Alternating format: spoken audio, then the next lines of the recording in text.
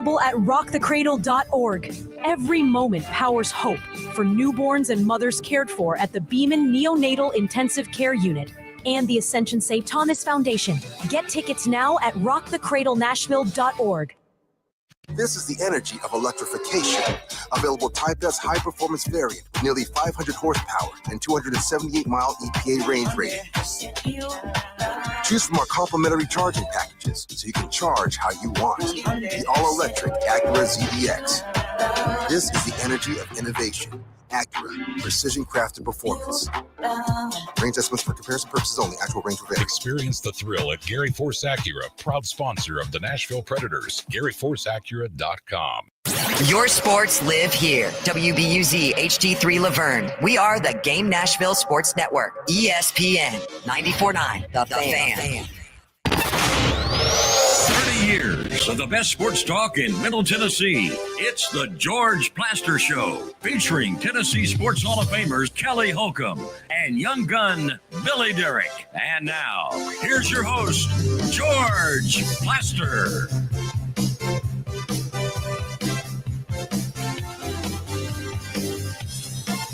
Hello again, everybody. Welcome in. Excuse me.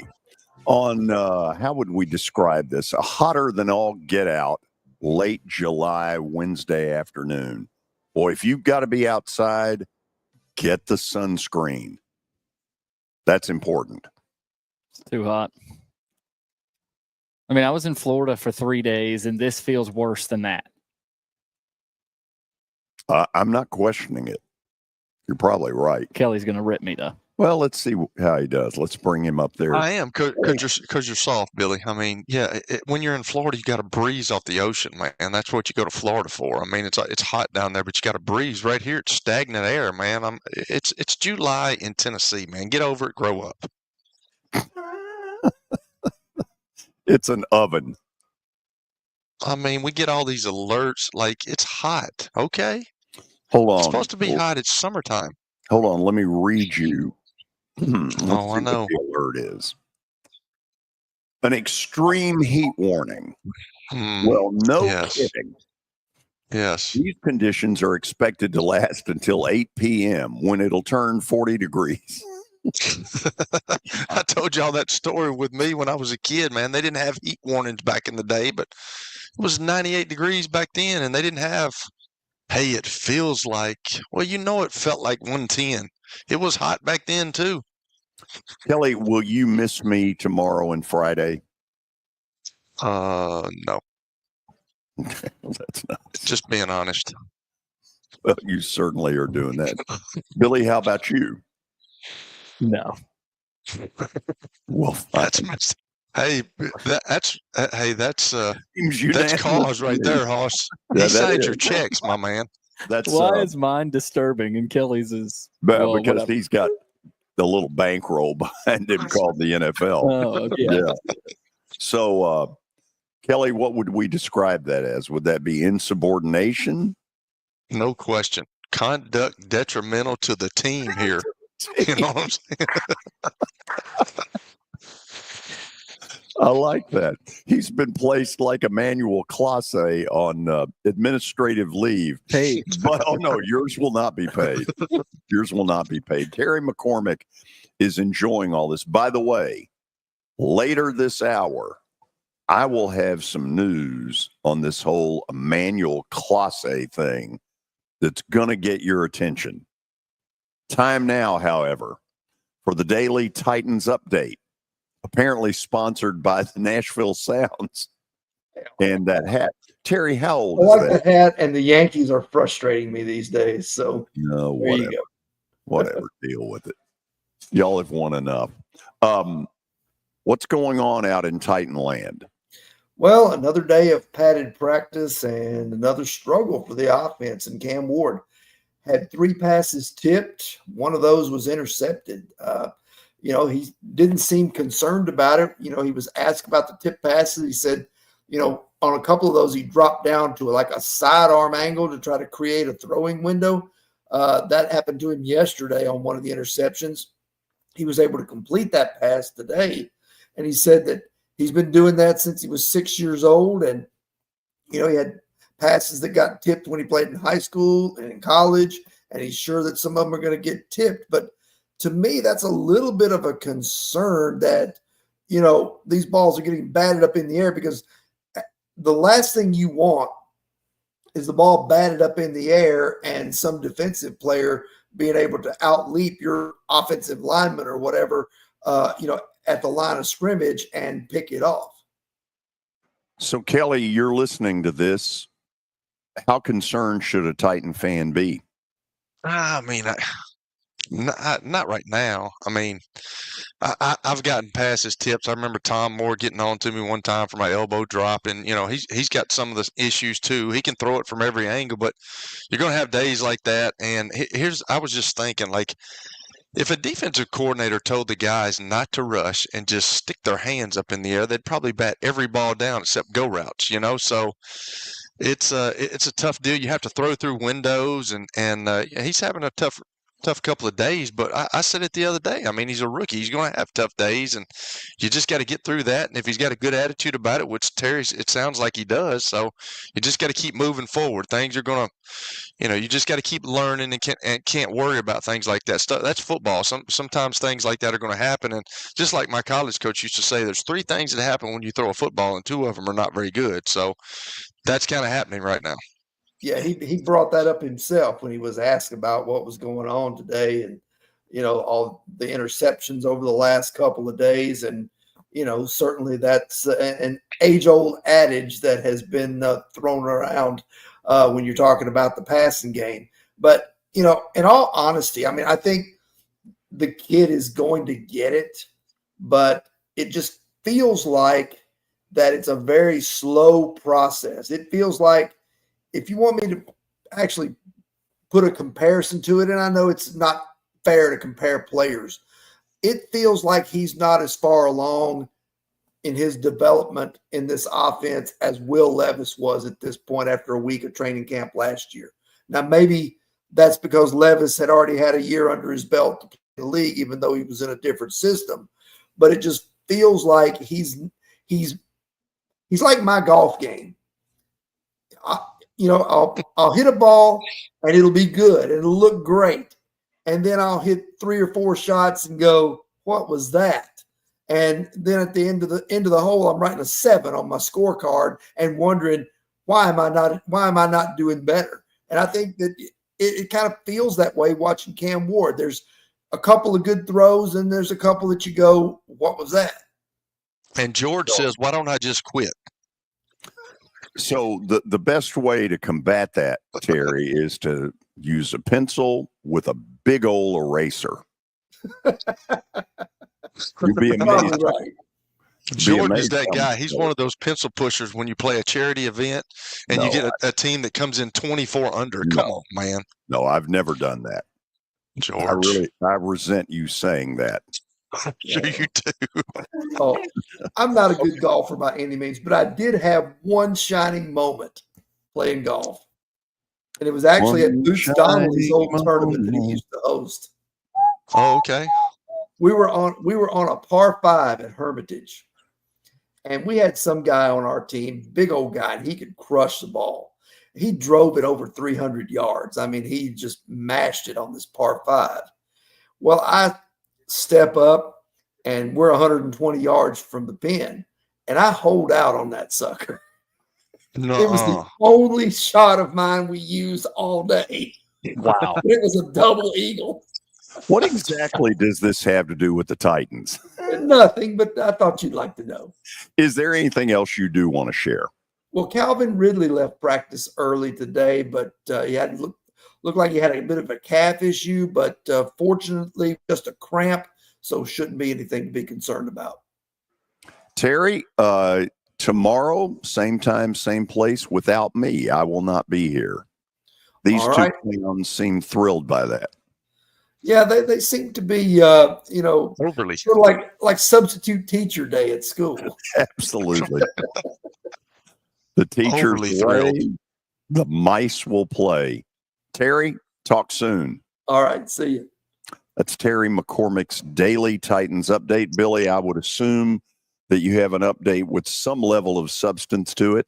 We got a good one today. Yeah, It's sure brought you to you by the Music City Showdown between Tennessee and Illinois on Saturday, December the 6th at Bridgestone Arena. Tickets on sale now at Ticketmaster.com. Well, the Boo Carter saga seems to be settling down a little bit. Tennessee opened fall camp today. He was separated from the team during practice as he tries to atone from missing team activities. Well, hold on. What does that mean? Separated from the team? Was he behind the Iron Curtain? What Did he have to run around the field? He was off to the side. Oh, okay, I got it. Outside of the stretching that went on. Okay. Also, Jake Merklinger was first in line when the quarterbacks started passing drills. Not sure if that means anything, but Joey Aguilar was second. George McIntyre was third. What does that say?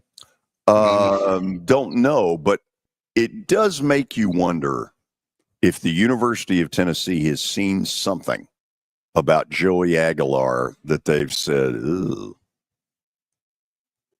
I mean, you do wonder.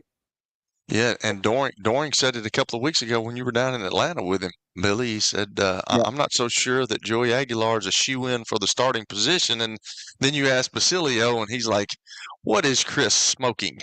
You know? Well, people say, oh, they're paying him all this money. Well, I don't think that you're paying him. Missouri's paying Bo Perbula more than Sam Horn is making, who was just drafted by the Dodgers. But he's apparently very well in contention for that job at Missouri. Well, but this one's gotten a lot more pub because of Nico. Yeah. That's true. This is the guy. I mean, if Joey Aguilar doesn't start, it will be a real surprise. And it's not a good thing. No, but I'll say this. If that happens, Merklinger better be good. There better be a reason why Aguilar isn't starting. Yeah. Tennessee players have been high on Merklinger, talking about how much of a leader he is and has been, but we'll continue to track that quarterback battle. Vandy also opened camp today, and Clark Lee was asked about the south end zone progress, and I had the clip pulled up. Let me pull it back up again. George, what are the odds you think that thing is fully complete before the season? I mean, I have no idea. Because last year, the north end zone, they were like day before, just barely got it in. So there's been a lot of talk about whether or not the south end zone, this new progress, is going to be done. I'm trying to pull it up right now. And here is Clark Lee from earlier today. I know that they are working so hard on it, and my assumption is that by the time we're putting the ball on the tee, that it will be done. Now, I don't know where I am in the pecking order of knowing exactly how it transpires, but they may be putting the last nail in and tightening the last screw as we're lining up. My expectation is it's going to be done. I know they're working really hard to get it done. Thought you were out there. So that's Clark Lee from earlier today. Okay. On the construction. Also, we've got some baseball news. The trade deadline is tomorrow. The Reds have acquired Ke'Bryan Hayes from the Pirates in exchange for reliever Taylor Rogers and prospect Sammy Stafura. Not much reaction to that. Kind of typical Pirates. Hayes has been with the Pirates for 6 years, so he's been in Pittsburgh for a while. The Reds have acquired him. Also, with Aaron Judge still out with an injury, the Yankees traded for outfielder Austin Slater from the White Sox. So we'll see when Judge is able to get back. Another. And Juan Soto wasn't in the Mets lineup yesterday against the Padres after fouling a ball off his foot a night earlier. So we'll see where Juan Soto is at and whether he plays tonight. My gut feeling, and I hope I'm wrong, because I'd like to see the Braves be very active and get rid of some of this bullpen deadwood that they've got, because they've got a bunch of it. I think it's harder right now. There's so many teams that aren't quite sure where they really are. Are we really in a position to sell? Are we really? And I think that's creating a lot of stagnation. What's the score now?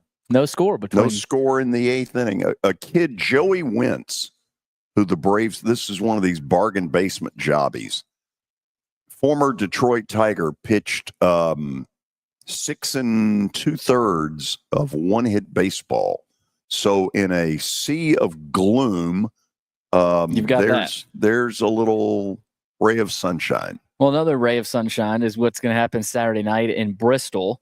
And but also, of course, the Braves and Reds will go at it. But Tony Vitello will be on TV again. He'll join MLB Network's MLB Tonight for a segment on Friday night at Bristol Motor Speedway. He's lined up in the 5 o'clock hour along the third baseline. Obviously, he's been a part of their draft coverage in 3 of the past 4 seasons. MLB Network will be at Bristol on Friday and Saturday as part of the Speedway Classic. So that'll be 6:15 on Fox. Kelly asked me if I'm going. We already know. You've already said you're not. Thank you. You've made that apparent there, big dog. I think you should, though. I think at the last second you may. Not a chance. And then you realize how long of a drive it is to Bristol, and you're like, I'm out. Oh, I know. I already realize. I have long since made the decision. I have been down there to see this team once. There will not be a second trip. A weird story in the NBA, at least from a former NBA player, Gilbert Arenas. He was arrested last week in connection with a federal indictment that alleges he hosted illegal poker games at his mansion in California. He is officially charged with 1 count of operating an illegal gambling business and 1 count of making false statements to federal investigators. So I hadn't heard his name in a while. Boy. What does that mean? He was having some buddies over at the house and they were gambling? What are we doing? I mean, that's what it sounds like. Yeah. Okay. Read a little bit more of this, Billy. Well, apparently Yevgeny Gershman, a suspected high-level member of an Israeli organized crime group, and several other associates also were indicted and arrested in connection with the illegal business. So you've got that. Also, Arenas rented out his Encino house. While one of his associates staged the mansion for the poker games, recruited co-conspirators to host, and collected rent from the co-conspirators on Arenas' behalf. Okay. Just trying to make him a little cash on the side, man. Yeah. I mean, what entrepreneurship? You know what I'm saying? Thank you, Kelly. Thank you for that riveting commentary. After the break, Mike Organ, the hardest working man in sports in Nashville, will join us. We got a bunch of things to talk about, including an athletic director on the move. We'll explain more on 94.9 The Fan. When I got my first car, my dad told me, keep the gas tank full and my number on speed dial. Now parents are telling their kids, save 615-242-9000 just in case. I'm Blair Durham. If you or someone you love is in a wreck, call us. We're here to get you the money you deserve.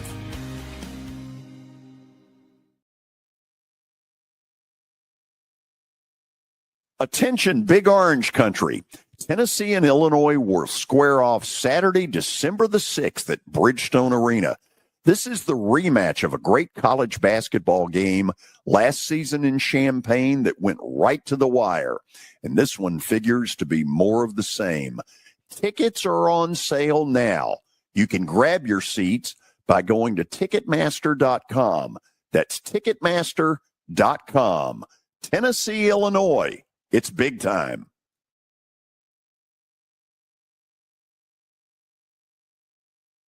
I trained my entire life to be the best.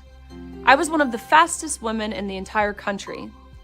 But woke politics made me swim against a man, sharing the pool and the locker room. That's not just dangerous, it's degrading. Thank God for Marsha Blackburn. No one fights harder to protect us. Marsha Blackburn will always stand for strong women because she's one of us. I'm Marsha Blackburn, and I approve this message. Nashville Sounds Baseball is back in Hit City for the 2025 season. Create a summer of memories at the ballpark with weekly giveaways, fireworks shows, and more. Tickets are on sale now.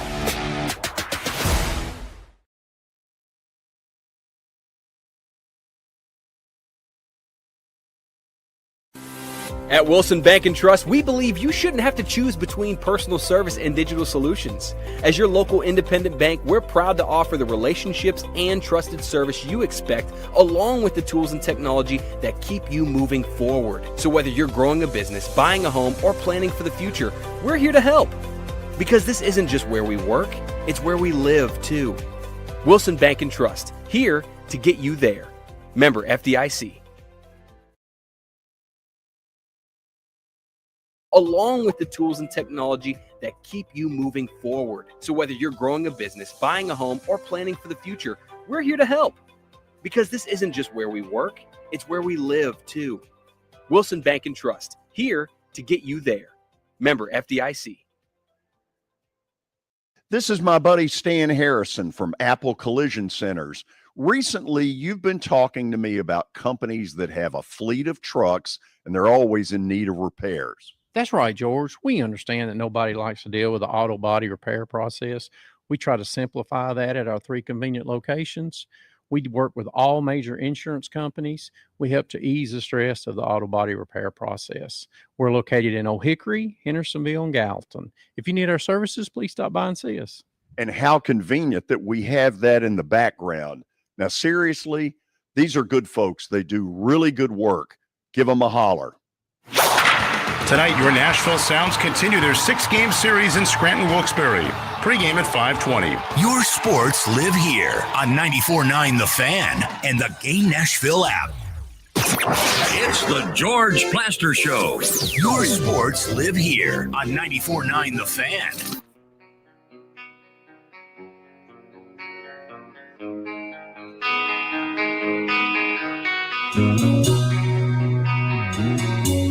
Okay, if you hear the show on Monday, here is the announcement. The Plaster Show is excited to announce a big football promotion on Thursday nights starting in September at Sports and Social in Green Hills Mall. However, apparently just to confuse you, we will have a special edition Saturday, August the 9th with a Chalk Talk at 5:30 p.m., and then the Titans in Tampa Bay comes on at 6:30. Hard to believe we're almost there. If you haven't been to Sports and Social, you're in for a treat. Great food and the best TV setup to watch sports you'll probably ever see. With that, we say hello to Mike Organ. Not yet. Not so fast. Give him just a second. Okay, I'll do that. Kelly, anything riveting that you want to share with us? Oh, we've got Mike. Hold on to whatever you were going to throw out there. Let's say hello to Mike Organ from the Tennessean. He is, of course, the hardest working man in Nashville sports. Mike, how are you? I'm good, George, and I feel for anybody that's having to work outside and in these conditions like I did earlier today at a football practice. It's hot out there. Were you Titans or where were you?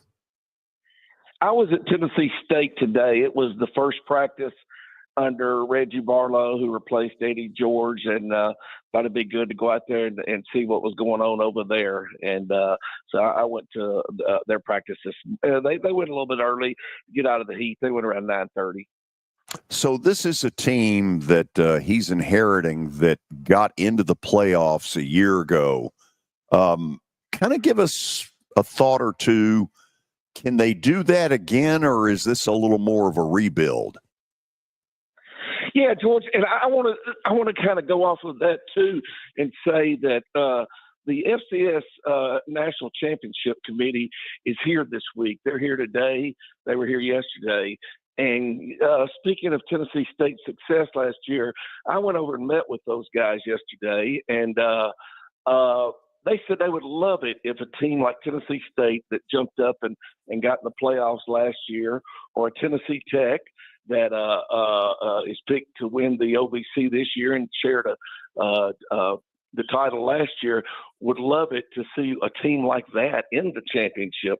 And I mean, that would just be something really special to see one of our local teams in the national championship, with it being played at Vanderbilt this year on January 6th. But to go back specifically to Tennessee State, The practice started today in Shells, and they're looking for a quarterback. Probably most importantly, George, Draylon Ellis has been the quarterback on and off for the past 3 years. Had a great year last year, led them to that success that they had, which included a share of the title and a 9-3 record. And so it started the day trying to identify a quarterback. Don't know if you remember Shannon Harris, who started who was a quarterback at TSU in the early 2000s. I think at the 98, 99, because he was on the OVC championship team. He's back as Reggie's offensive coordinator and quarterbacks coach. So he's the one kind of honing in trying to decide who's going to be that quarterback. Mike, the Austin Peay is now looking for an athletic director. What can you tell us about it? Why is there an opening? Well, when Gerald Harrison came 7 years ago, I think everybody, he came from Duke, where he was associate athletic director. He had fond memories of Duke, and I think everybody expected him to try to go back to that area. He, of course, is a Tennessee graduate who had carried the headset cord for Phil Fulmer during his time at Tennessee. And I think everybody knew that Gerald had big aspirations, and I hate to use the word stepping stone, but felt like, that Austin Peay was his first big break and that he wouldn't be there too long. 7 years is longer than I expected. 7 years is longer than a lot of people expected. He did a lot of really good things while he was there. Austin Peay was already on a pretty good trajectory when Gerald got there, and he kept it going. And I'd say took it to another level. Took Austin Peay to another conference, which I'm still not sure that's proven to be a good move. They ended up going into the Atlantic Sun, and now that's had to merge with the WAC, basically to keep the WAC going. And there'll be, I forget what the name is, United Football League or something. No, that's the pro team. United Football Conference, UFC, is what they'll be in 26. So I think they might have been better staying in the OVC in football and basketball, especially basketball and baseball. But he did move them to a different conference in an effort to try to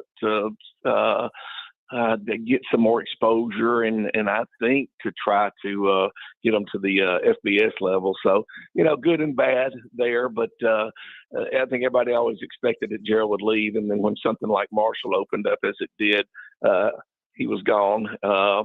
And that wasn't his first effort to get out of there. So now we're back to Neiman, an athletic director at Austin Peay. And to be honest, I haven't heard a lot of scuttle on who that it could be. I don't think you have a name that jumps out. I'm sure you'll probably spring one on me here that I hadn't thought of, but I haven't thought of anybody that just jumps out as a possibility as a candidate. Actually, I won't. Mike, because I've kind of racked my brain trying to think of, is there an obvious? Here's the thing I think I know. Austin Peay is a tough job because of moolah, lack of money. That has been kind of a bugaboo there. That's absolutely the truth, and that's why I was so impressed with the opening of F&M Bank Arena right there. I mean, it's essentially on campus, and Gerald did move the basketball teams into that arena, and that arena was built with some money. And from what I've been told, the money people that are there, and Clarksville's a big city. Clarksville's, a population over 100,000, I'm sure, when you throw in the military base, and there's got to be some money there. And I was happy to see a nice mid-size arena, maybe not quite mid-size, smaller arena, built like F&M Bank, because I always felt like there was money there and that finally people are spending it. Now you've got both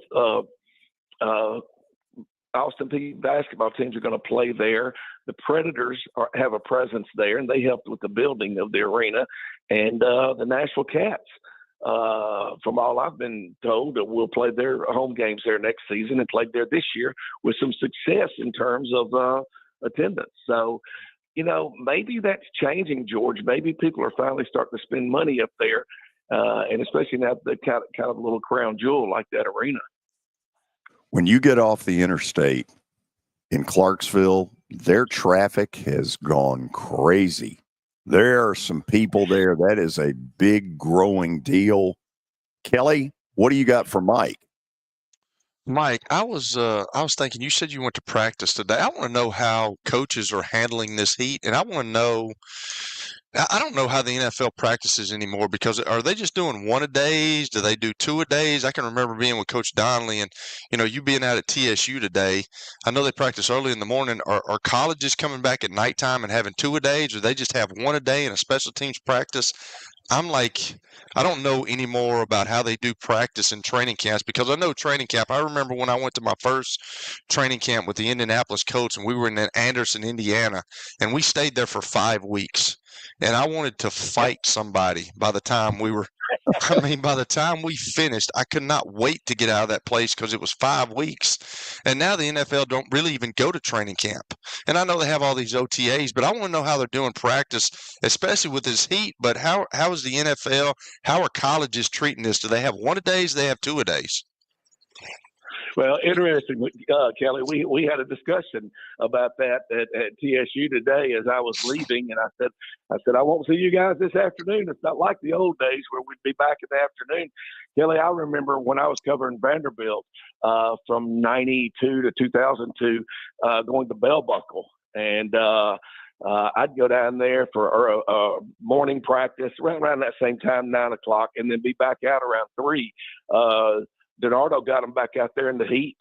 He wanted them acclimated, and they were down there for, I want to say, 3 weeks. It might have just been 2 weeks, and they didn't leave, obviously. And I was fortunate to have a friend, Lewis Bivens, who was the women's basketball coach at TSU, who you knew, who lived out on 231. So I would go to his house and hang out until just to be in the air conditioning and watch TV or whatever until I went back to afternoon practices. But yeah, those days were brutal.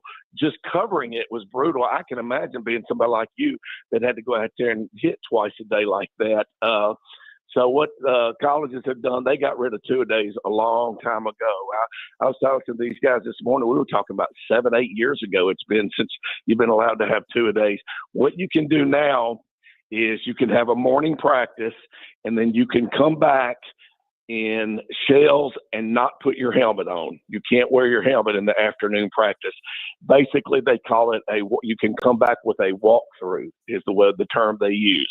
And you know what walkthroughs are, and and they're as tame as what they sound.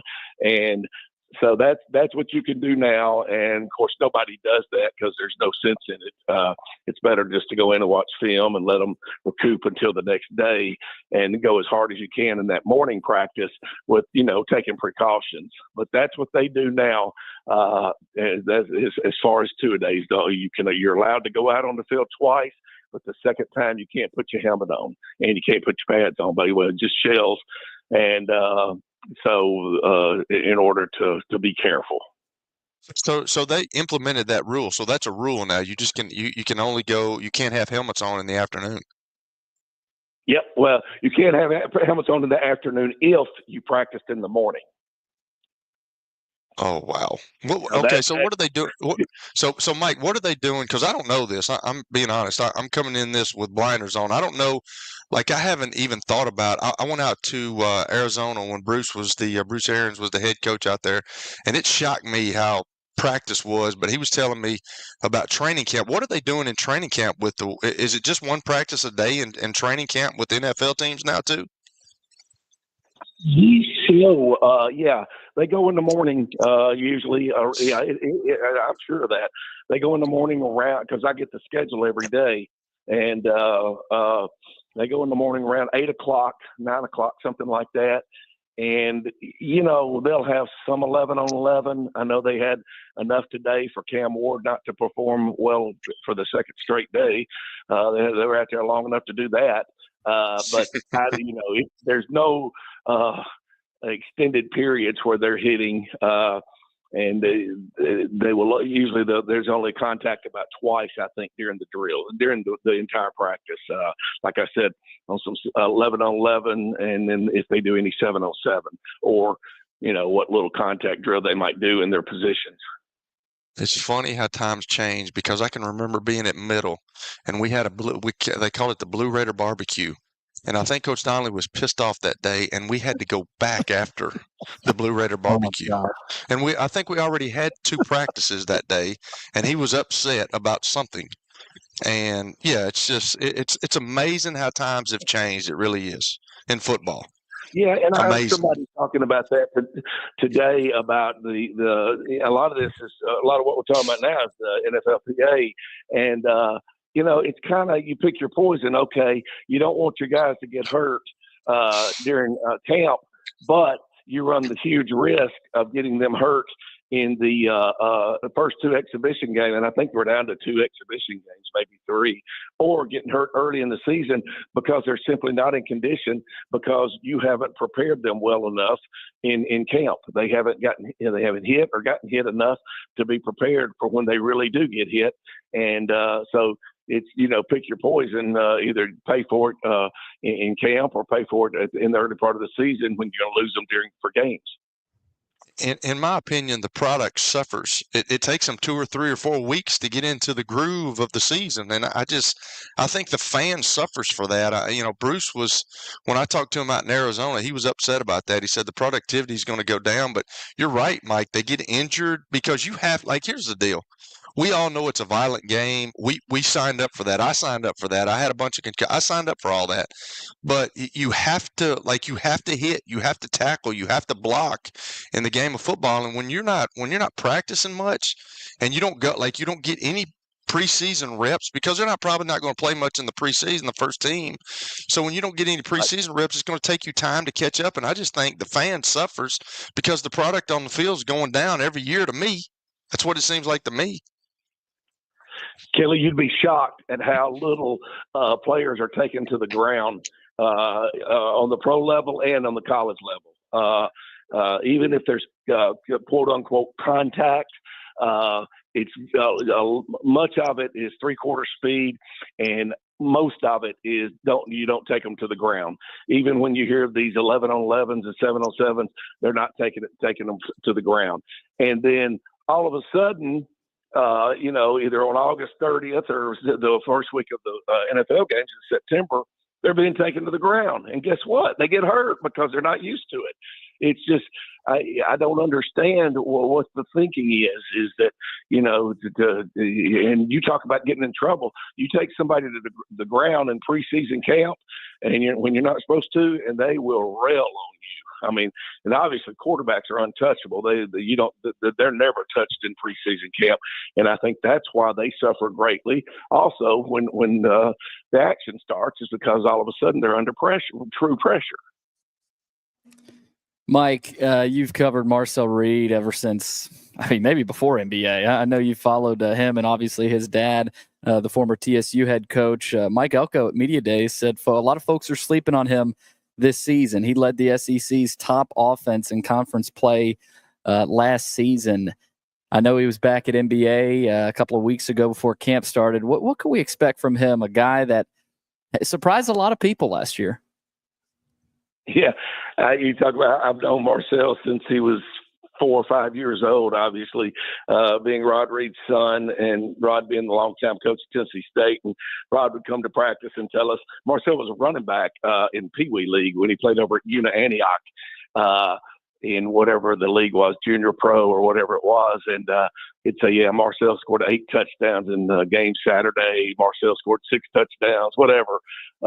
So we've known he was going to be a really good athlete. And then he proved it at NBA when he became not only the first black quarterback to start at NBA, but the first quarterback to start 4 straight years at NBA, which is a storied high school program around here. Obviously, it's second to behind Father Ryan, as you know, but it's still a pretty good program. Yeah. So what about Battleground Academy? Well, inside Nashville proper, okay? Inside the city limits. So, where's Kelly coming in on Lincoln County? I can't even tell you, man. It's really bad to say, but sometimes I want to say they've canceled the program due to lack of interest. I hate saying that too. You know, I think they're getting better. I do think they're getting better, Mike. But it's not like the old days. They've got those. They've got the city school that opened up, and it's like there's 3 high schools within 4 miles of each other in Fayetteville, Tennessee. I mean, who are we kidding? Yeah, it's unbelievable. It's like that Murfreesboro, Gallatin, Hendersonville, everywhere. So, yeah. But to answer your question, Billy, Marcel's going to have to do it again. I thought he did well last year, but he's going to have to really prove it because people just don't believe for whatever reason. He's not a big guy. He's not 6'3", 6'4", like some quarterbacks, like some 5 stars were coming out of high school. And he's not got the strongest arm. But he's a good runner. He's a deceptive runner, and he's just going to have to really go over and above to prove himself. And I really liked what Mike Elko had to say because it showed me he's aware of that, and it showed me that he's ready to put his quarterback out there and show people what he's got. Mike, great stuff as always. Look forward to doing this again next Wednesday. Thank you. All right, guys. Good to be with you. Bye-bye. Mike Organ from the Tennessean. He is Nashville's hardest working sports personality. And after the break, I'm going to lay some interesting dirt on you about what's going on behind the scenes with MLB and gambling. This is going to get your attention on 94.9 The Fan. When I got my first car, my dad told me, keep the gas tank full and my number on speed dial. Now parents are telling their kids, save 615-242-9000 just in case. I'm Blair Durham. If you or someone you love is in a wreck, call us. We're here to get you the money you deserve.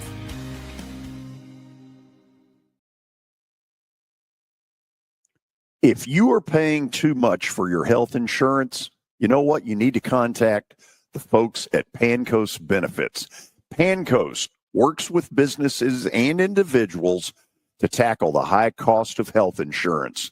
Whether you're a business owner, large or small, self-employed, between jobs, or over the age of 65 and in need of a Medicare plan, Pancoast can help. They make understanding your benefits less difficult and more personal. So check them out today, pancoastbenefits.com, or call them at 615-292-3400. Attention, Big Orange Country. Tennessee and Illinois will square off Saturday, December the 6th at Bridgestone Arena. This is the rematch of a great college basketball game last season in Champaign that went right to the wire. And this one figures to be more of the same. Tickets are on sale now. You can grab your seats by going to Ticketmaster.com. That's Ticketmaster.com. Tennessee, Illinois. It's big time. Nashville Sounds Baseball is back in Hit City for the 2025 season. Create a summer of memories at the ballpark with weekly giveaways, fireworks shows, and more. Tickets are on sale now.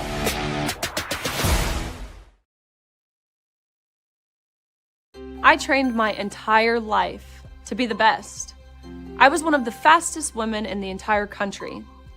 But woke politics made me swim against a man, sharing the pool and the locker room. That's not just dangerous, it's degrading. Thank God for Marsha Blackburn. No one fights harder to protect us. Marsha Blackburn will always stand for strong women because she's one of us. I'm Marsha Blackburn, and I approve this message.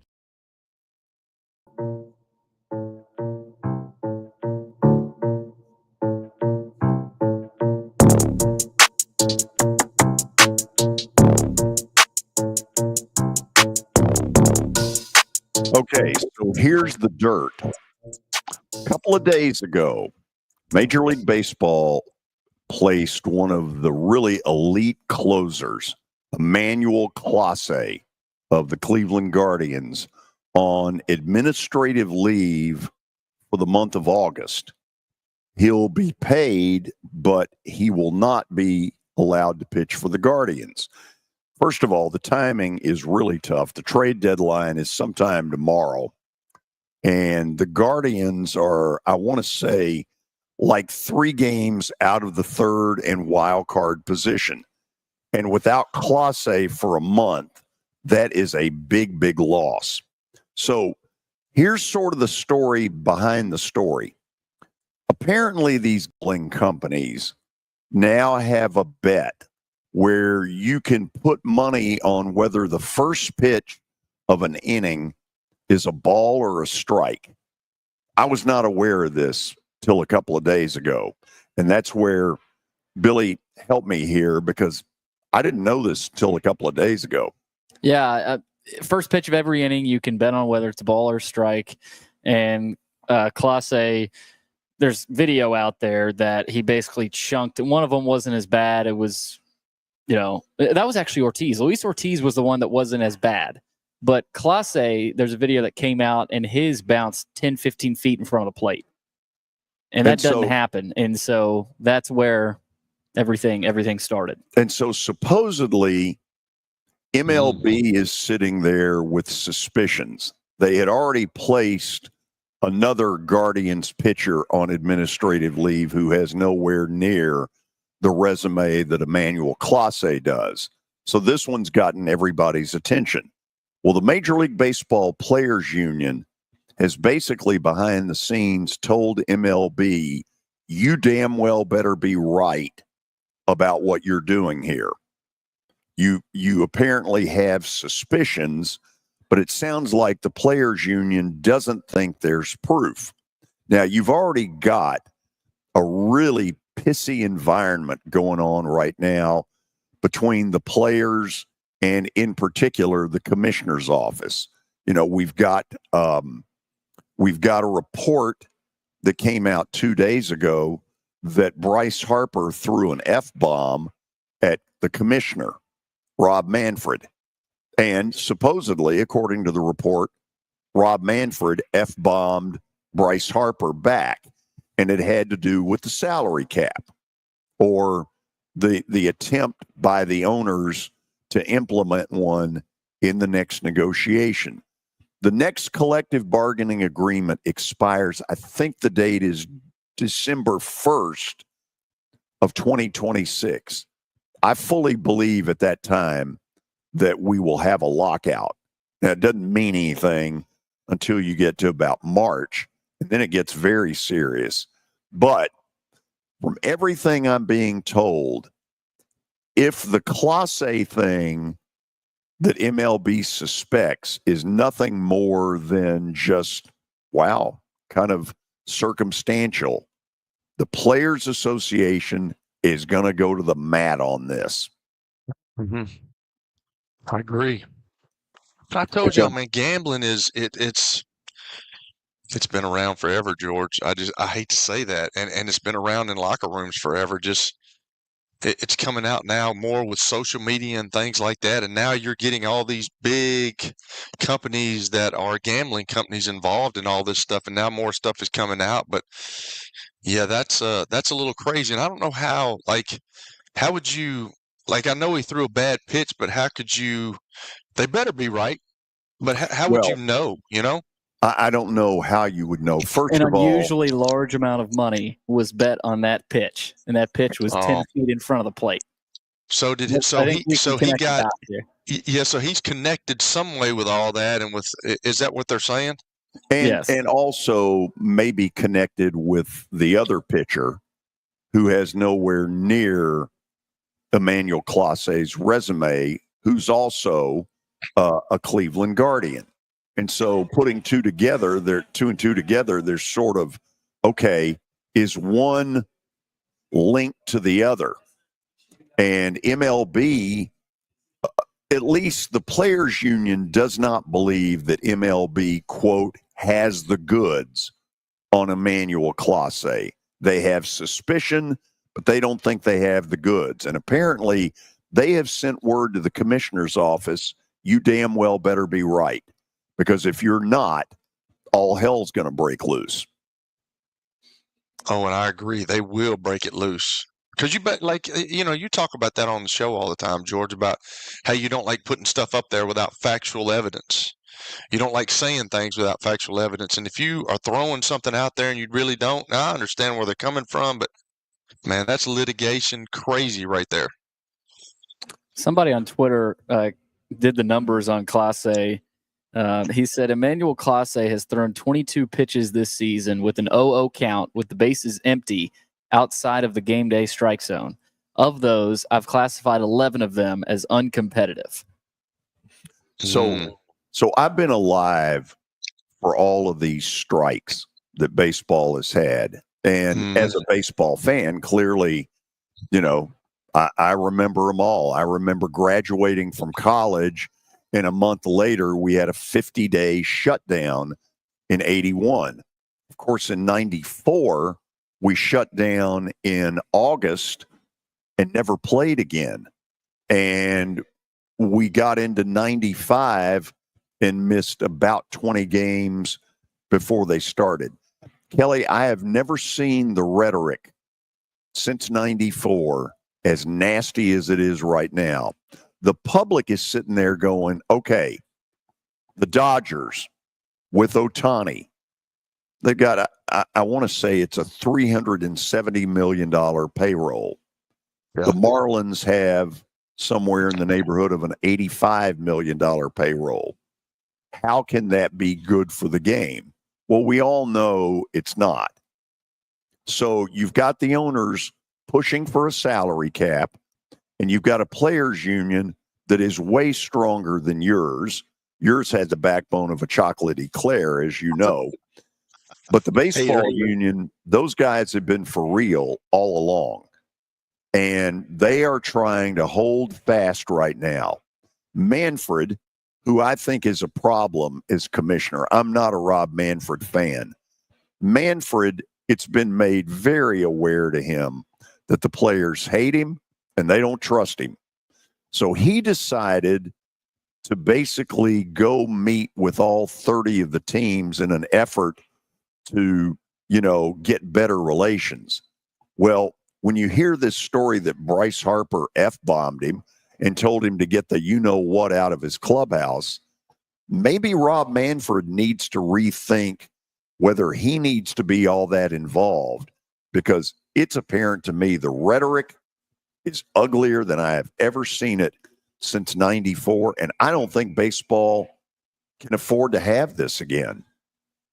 What if Rob, I know we rip on Rob Manfred, but what if he was actually trying to have a civil conversation with Bryce Harper and the Phillies team? Oh, I don't doubt that he was, but what he's been doing, he's been tap dancing around salary cap. Yeah. He goes in there and he talks about economics and all this stuff. He never uses the term, but all the players aren't stupid. They know what he's talking about.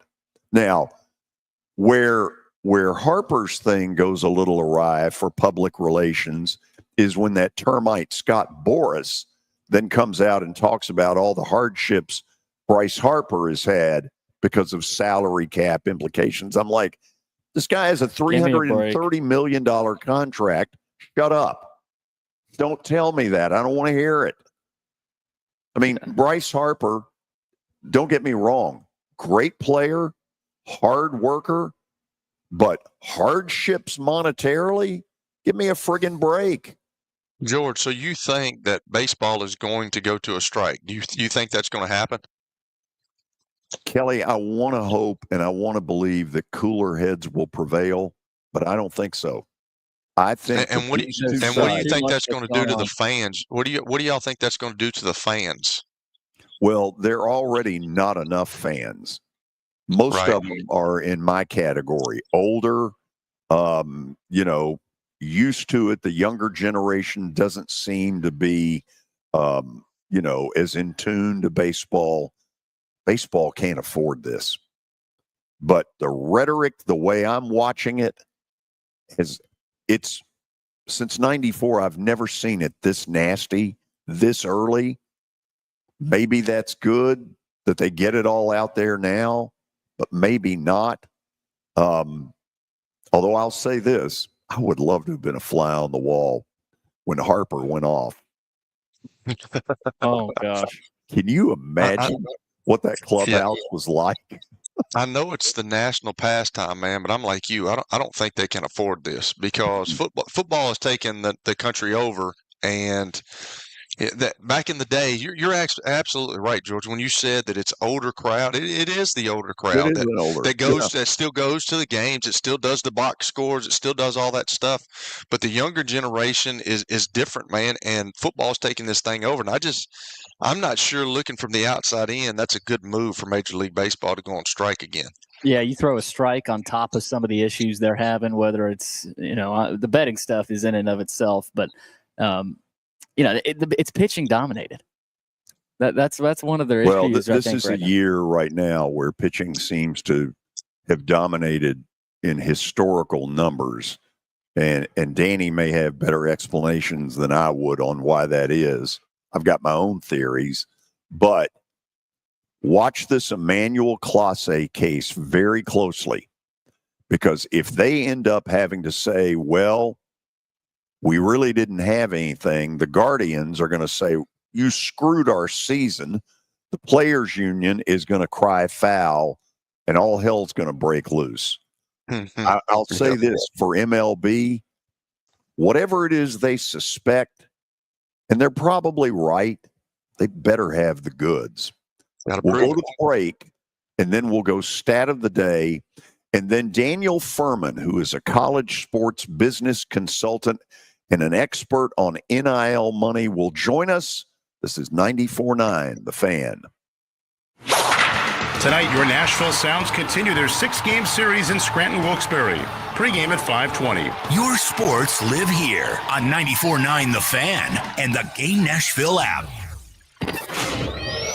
This fall, country music superstar Tim McGraw is hitting the stage live at the Pinnacle at Nashville Yards. For Train Ticks, Rock the Cradle. And it's all for a great cause. It's going to be an unforgettable night of music, fun, and giving back, with proceeds supporting newborns and moms at Ascension St. Thomas Midtown. And I like it, I love it, I want some more of it. Don't miss it. Grab your tickets now at rockthecradlenashville.org. Your sports live here on the Game Nashville Sports Network. I like it, I love it, I want some more of it.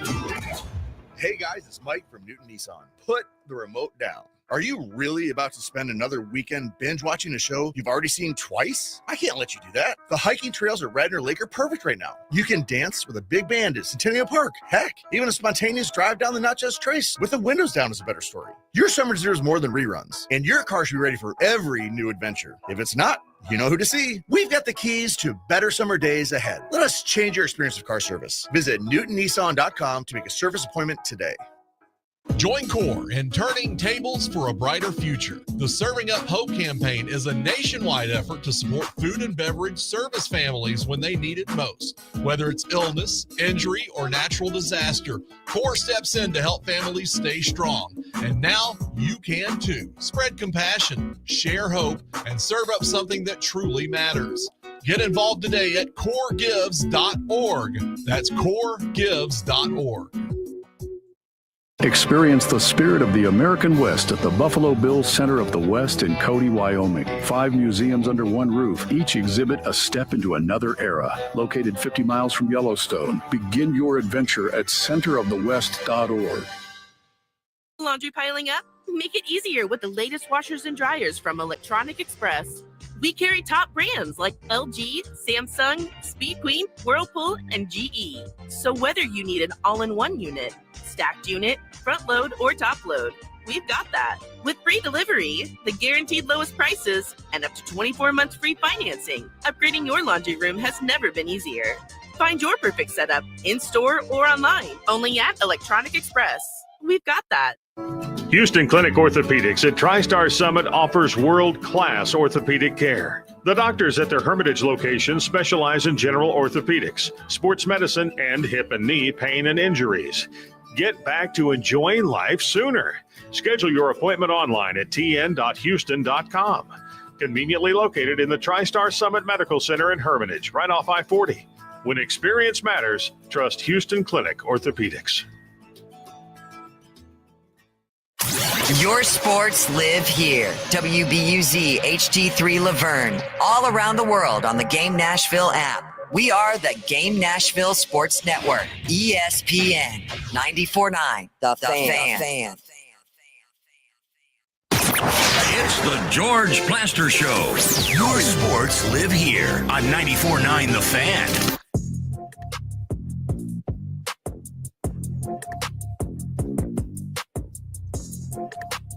We're talking with Dan Furman, NIL executive, college sports business expert. Going to dive into the world of NIL with Dan. Looking forward to that visit. But first, stat of the day brought to you by Apple Collision Centers. You can find them in Old Hickory, Hendersonville, and Gallatin. Give them a call, 615-754-9800, or log on to their website. That's applecollisioncenters.com. Speaking of NIL and legal battles, Diego Pavia, who just won a legal victory over the NCAA, he will be the first quarterback to start the season opener for Vanderbilt in back-to-back seasons since whom? And a little hint, he's a recent quarterback, but sort of a forgotten one. So it's not Mo Hassan. No, it's not. He had a good run that year, though. Oh, yeah, he had a great run. Sorry, George. Did he play for Derek Mason? He did play a little bit for Derek Mason. Is it Pat Shermer's son, the Shermer kid, George? I think that's exactly what it is Kyle Shermer. Show us Kyle Shermer. Well, I was surprised to see it wasn't Kyle Shermer, but it's actually Ken Seals. Wow.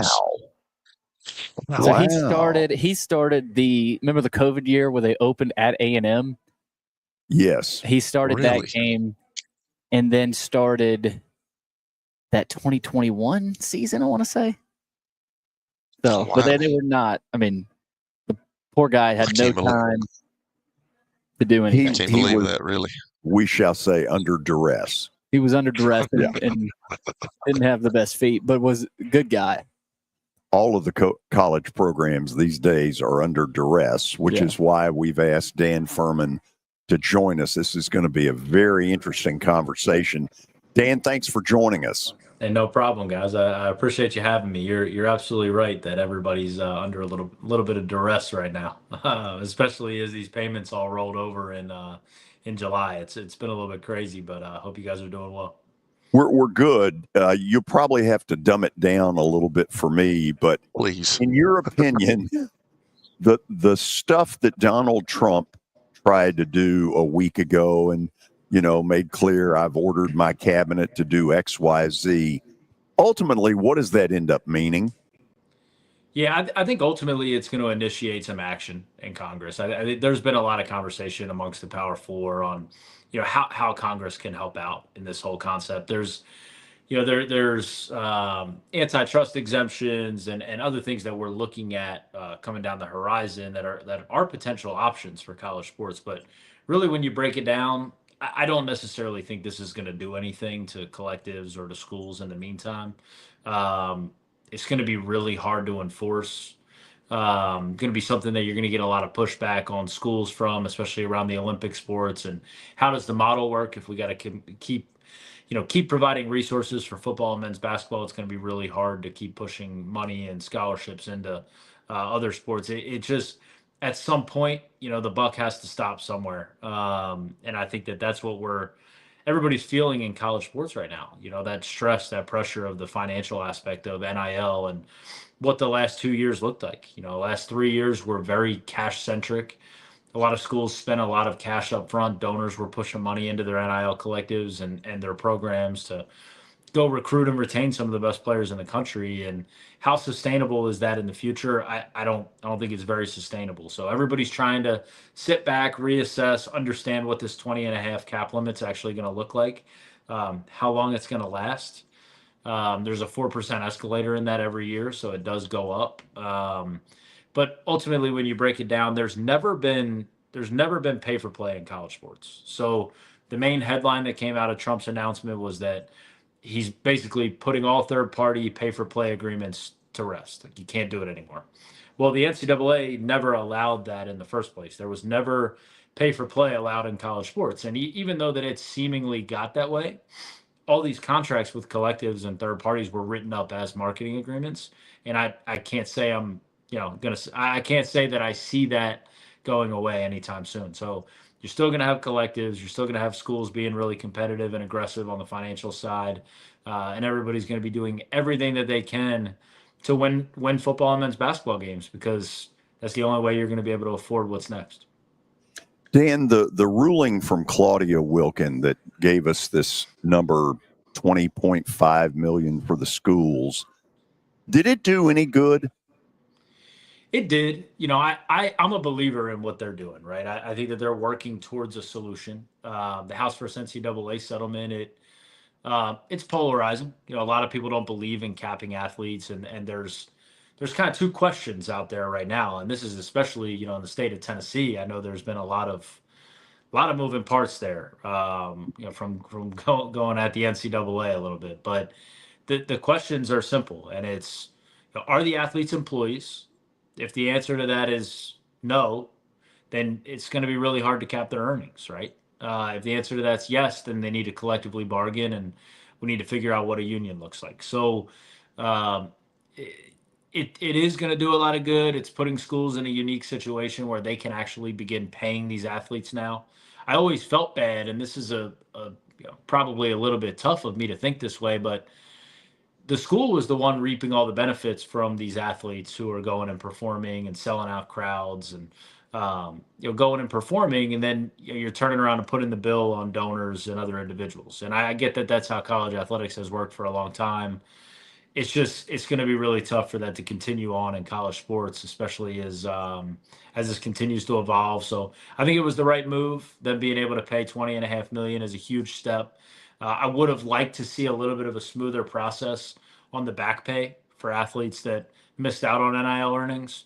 And I was not one of them. So there's no personal interest there. I just think I've had a lot of athletes reach out to me.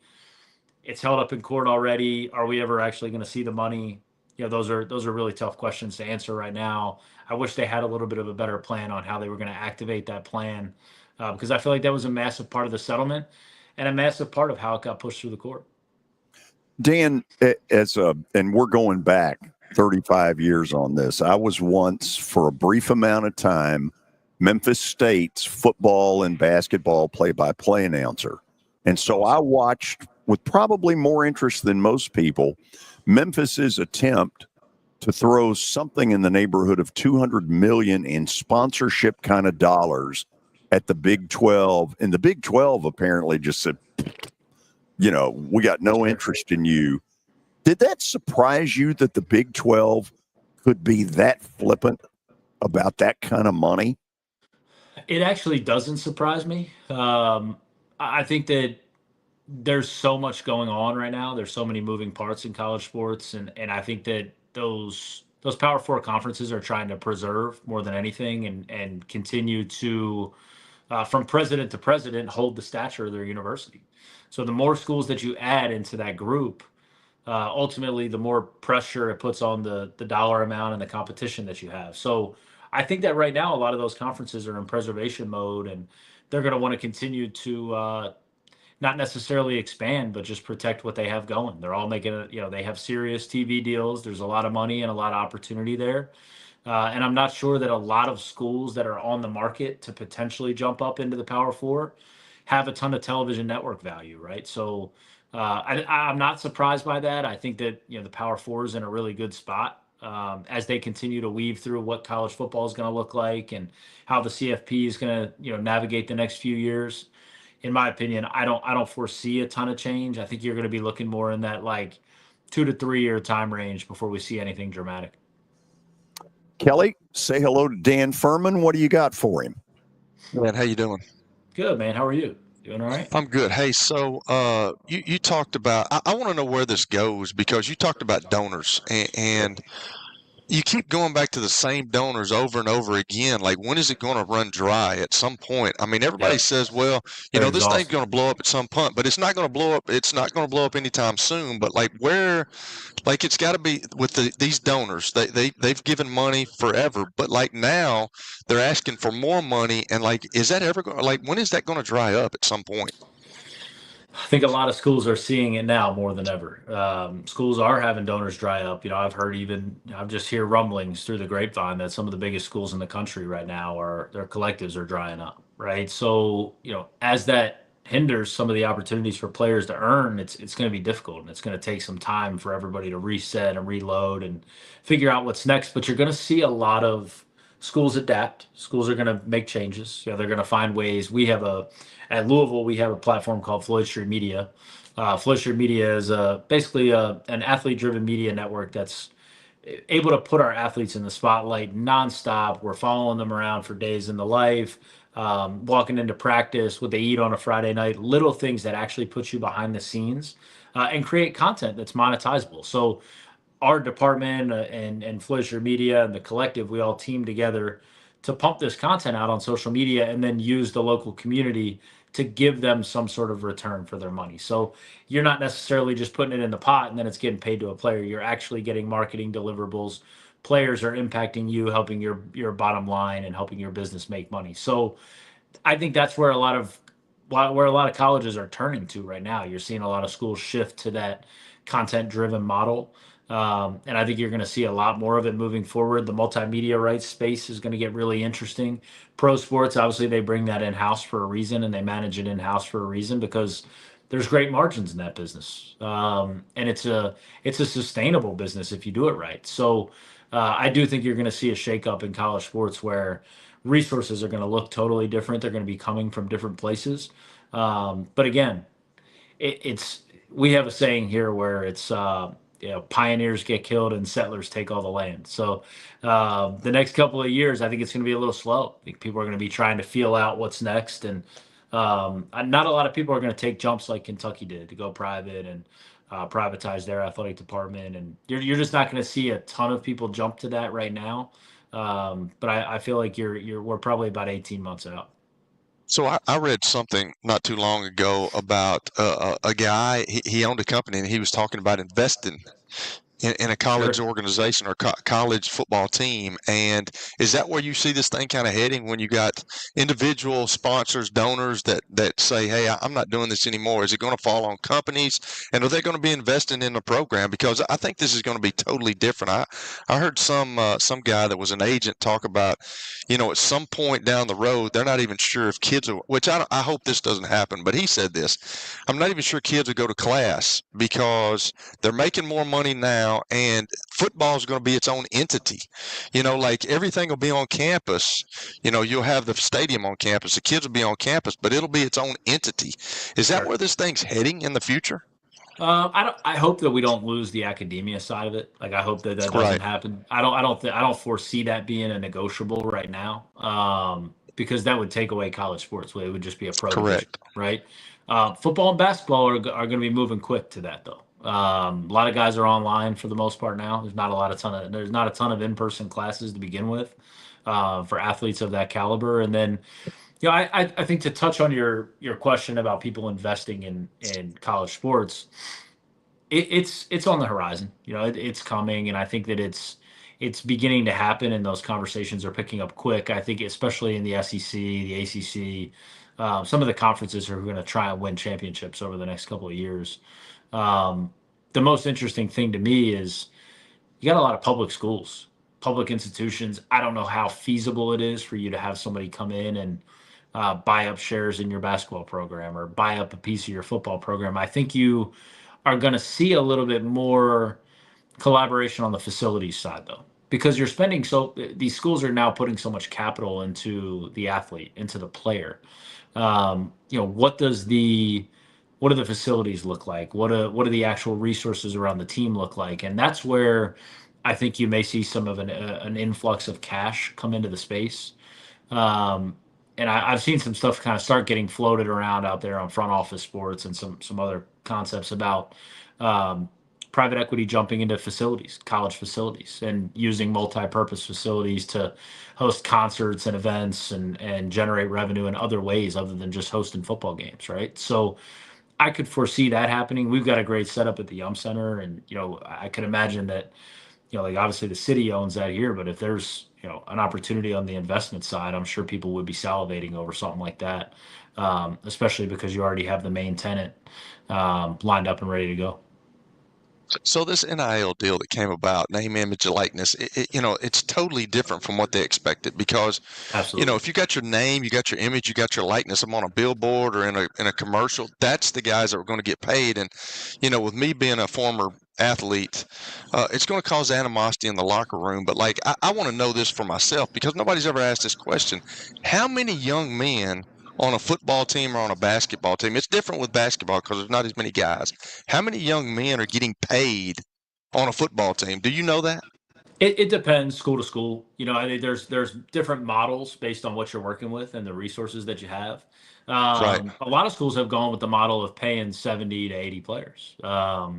We're not one of those, right? I mean, we like to hover around 45 to 50. And it just all depends on where you want to put your resources and how you want to invest. And everybody's got their own strategic plan on how to activate some of those dollars. But ultimately, I would say most schools are between 65 and 75 actual players on the roster who are receiving some sort of money from the collective or from the university and the rev share side.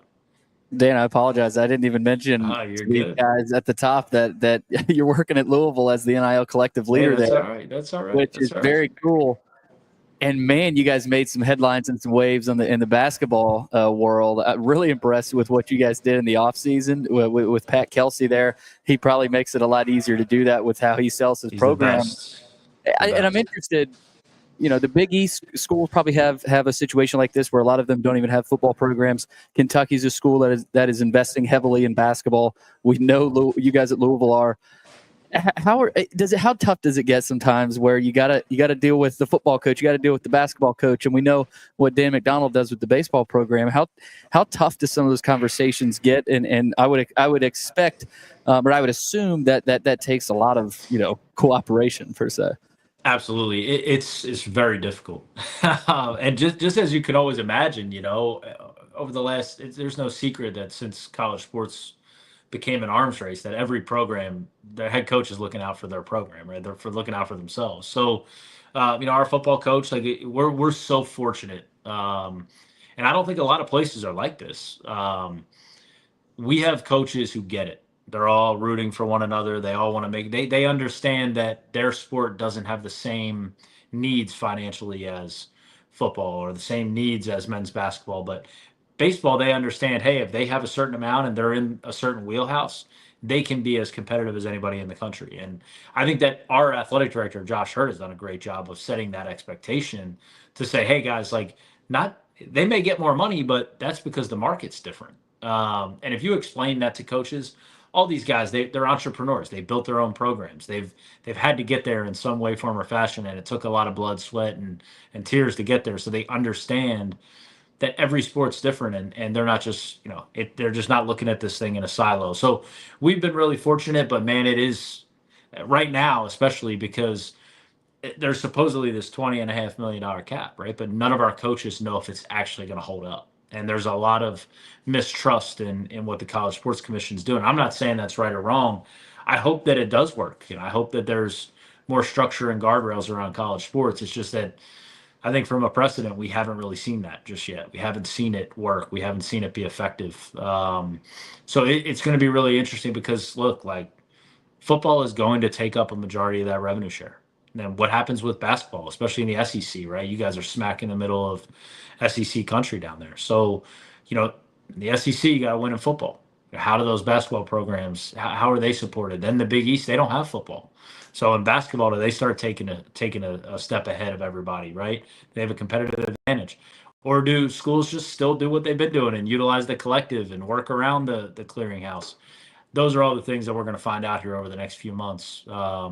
It's such unique timing because we don't have another player. We don't have another portal until December 1st. And then basketball, all these guys are locked in throughout the course of the year. So we've got some time, and I think it's just a matter of sit and wait, see what this thing looks like. We talk about coaches on the hot seat all the time, especially in sports radio. But sure, I've heard a lot about people talking heads, whatever.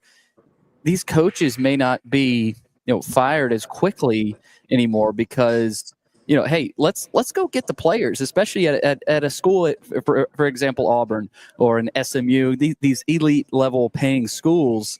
Do you potentially see that happening where collectives could potentially say, hey, instead of letting this coach go this season, let's take another year or two, see if we can get this guy a little bit more talent because we know we can. 100%. I think that we've already seen it.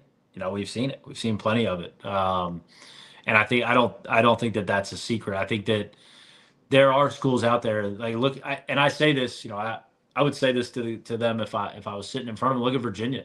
Virginia did it in football. They had to make a tough decision on whether they were going to keep their staff at the end of the year, and they went after it in NIL. They provided them the resources they needed to go get players, and they're going to have a pretty good squad. So it is directly correlated. Like you can't win in college football without the dudes, right? It's just same goes with college basketball. Like you have to have the players to win games, and it's the old saying. It's not as much about X's and O's as it is about Jimmys and Joes, right? So athletic directors are realizing that. They're understanding that this is much more like a business than it was when they got into it. And they're going to be a lot more savvy. These massive buyouts, they're not going to pay them. You're not going to see as much movement on the coaching cycle. But I also think the one benefit from all of that is you're not going to see as much movement on the player side now that the clearinghouse is in effect. Now that you have 20.5 at each school, and you've got difficulty getting deals in through NIL Go and that platform, there's not going to be. I don't think there's going to be as much movement because typically, unless there's something going on from an X's and O's standpoint, and you're having an issue with your system or the coach or whatever that might be, a lot of times guys are happy where they're at. They just know they can go make more money somewhere else. I don't know if that's the case anymore. We don't know if that's the case yet. So I think there's a lot of schools who can afford to keep their players, and you're not going to see as much talent jump into the portal as quickly as you have over the last few years. Dan, first of all, you were really good to do this. Great stuff.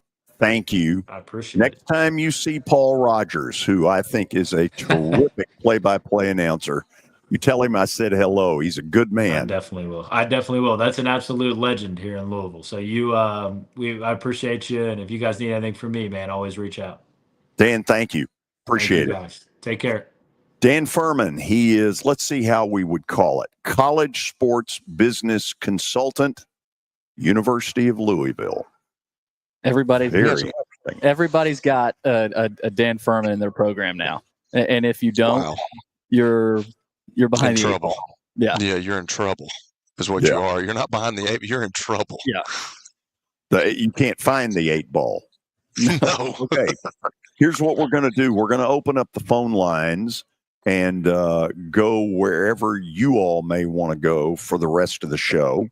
615-553-0933. Again, 615-553-0933. We've gotten into some interesting stuff today between Mike Organ, my Emmanuel Classe stuff, and what you just heard out of Louisville. A lot of cannon fodder as we're about a month away from the start of college football and an even shorter amount of time on the pro level. Jump in on the phones. How can they get in by way of the chat line? Chat room's open on YouTube, Twitter, Facebook. Just swipe up if you're on your phone. It's to the right of the screen. If you're watching on a laptop or iPad, pretty easy. We'd love to hear from you. Okay, we'll go to the break. We'll take your phone calls next on 94.9 The Fan. When I got my first car, my dad told me, keep the gas tank full and my number on speed dial. Now parents are telling their kids, save 615-242-9000 just in case. I'm Blair Durham. If you or someone you love is in a wreck, call us. We're here to get you the money you deserve.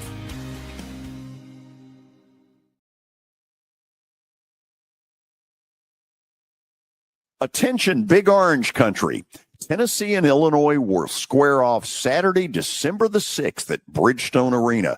This is the rematch of a great college basketball game last season in Champaign that went right to the wire. And this one figures to be more of the same. Tickets are on sale now. You can grab your seats by going to Ticketmaster.com. That's Ticketmaster.com. Tennessee, Illinois. It's big time. It's easy to say good things about the folks at Strike and Spare Family Fun Centers. Number one, I trust them with something that's near and dear to me, the Plaster and Friends Celebrity Bowling Night. But more importantly, I see the fun people have. They enjoy the bowling, they enjoy the camaraderie, and you will too. Come by any of their locations and get ready to have some fun.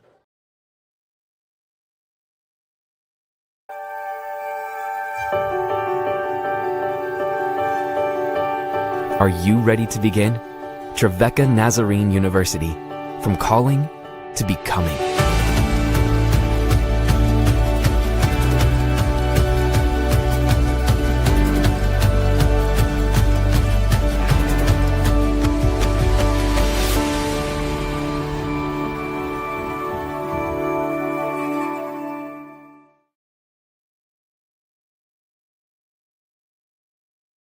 Venture Express has been helping people in this area for more than 40 years. They're headquartered in Murfreesboro with over 30 years of dedicated fleets involving production, manufacturing, and corrugated experiences. They're an asset-based company with over 700 tractors, 4,000 trailers, and 800 drivers. If you need their help, dial them up 615-793-9500 or log on to ventureexpress.com.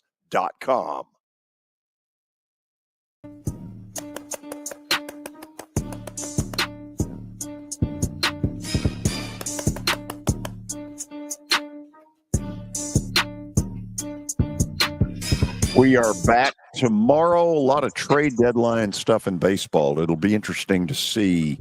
Perfect time for Danny. Oh, yeah. Yeah, it will be.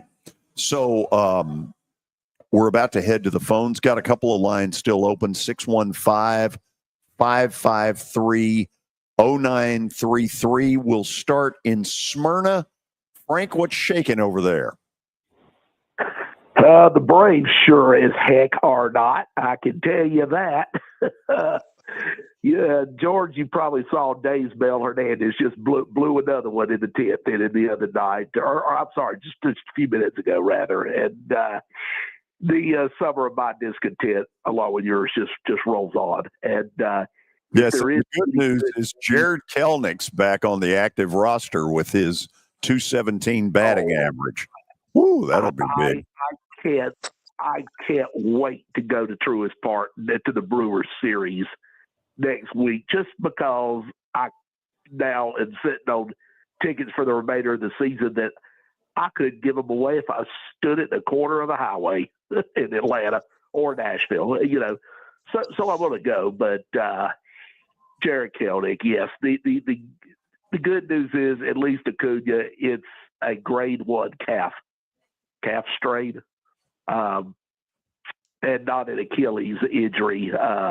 I did notice when I was in Texas, though, this past weekend, yes, the Braves got swept. Yes, the bullpen blew 2 games. It just, oh, my goodness. Anyway, I did notice Acuna was moving awfully slow, and a lot of Braves fans, the Ranger fans, were turning and looking at me going, he's not running. I'm like, I said, I think it looks like his legs bothered him, but I said, I'm not a trainer or a doctor. But George, the highlight of the trip to Texas was to talk to Chuck Morgan after Sunday's game. Oh, yeah.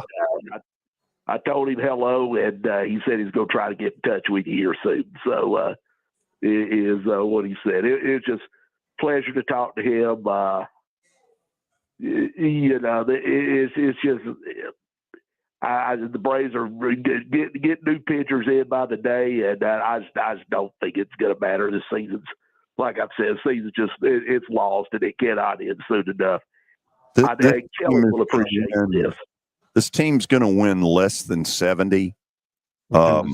Because the Sounds have got a better pitching staff than the Braves do. Although, and I'm saying that not trying to be the smart aleck that I normally am, they're using 3 retreads off the bargain basement bin. Joey Wentz, who, to be honest, has been way better than they had any right to expect. He was brilliant today. Eric, he sure was. Who has been a complete dud. And Carlos Carrasco, who hadn't gotten anybody out in about 3 years. Yeah, they're just these are just washed up guys. They acquired a guy from the Rockies today. It just rolls on. I mean, football season cannot get here soon enough, and I'm not one that typically gets all excited about practice in July and early August. And glorified scrimmages and preseason games, but I got to tell you, for us Braves fans, the season's over, and it just I've never been. I could have took it better if I knew this team was going to be bad. If I knew they were rebuilding, like back in 2015 and 2016, that was fine. I mean, I understood it, and they really weren't as bad as I feared. But this is bad. By the way, for the record, they have acquired a right-handed reliever, Tyler Kinley from Colorado, in exchange for minor league right-handed pitcher Austin Smith.